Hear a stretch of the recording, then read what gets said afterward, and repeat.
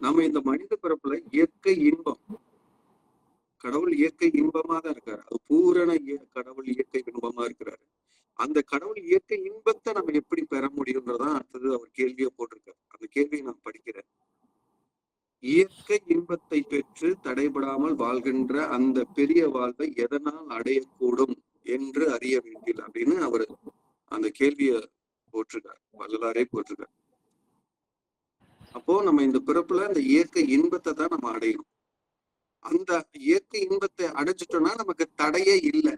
எக்காலத்தும் எவ்விடத்தும் எவ்விதத்தும் எவ்வளவும் தடைபடாமல் வாழ்கின்ற ஒப்பற்ற பெரியவர். இப்ப நமக்கு தடை இருக்கு. எதனால? பயத்தால, பிணியால, மூப்பால, வயதாகவும் இறந்து போறோம். இதெல்லாம் நமக்கு ஒரு தடைதான்.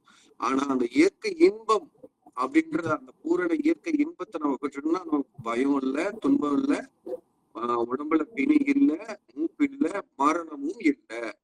அப்படிப்பட்ட இயற்கை இன்பத்தை பெற்று தடைபடாமல் வாழ்கின்ற அந்த பெரிய வாழ்வை எதனால் அடையக்கூடும் அப்படின்னு அவரே கேள்வி கேட்கிறார் என்று அறிவேன். அப்படின்னா அதை எப்படி தெரிஞ்சுக்கிறதுன்னு கேட்கிறார். அத ஒரு 1.5 வரியில சொல்றாரு. என்னன்னா, கடவுளின் இயற்கை விளக்கமாகிய அருளை கொண்டே அடையக்கூடும் என்று அறிய வேண்டும். அப்போ அந்த இயற்கை இன்பத்தை பெற்று நம்ம எப்படி தடைபடாம வாழ முடியும்னா, அது எதனால அந்த பெரிய வாழ்வை பெற முடியும் அப்படின்ற கேள்விக்கு அவர் பதில் சொல்றாரு. கடவுளின் இயற்கை விளக்கமாகிய அருளை கொண்டே அடையக்கூடும் அப்படின்னு சொல்றாரு. அப்ப கடவுள் இயற்கை விளக்கமான அருளா இருக்கிறாரு. அந்த அருளை கொண்டுதான் நம்ம அடைய முடியும்னு சொல்றாரு.